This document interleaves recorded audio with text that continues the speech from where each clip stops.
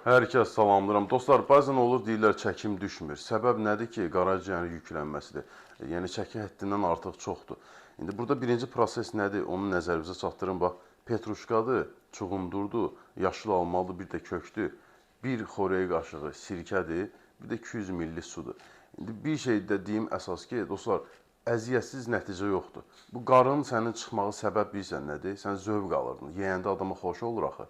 Yəni dönərdir, fast fooddur, başqa yeməklər. Və sən onu düşünmə ki, rahatlıqla çıxarda bilərsən. Yəni bəziləri deyir ki, bunu elədim, oldu, bu çayı içdim, kofeni içdim və s.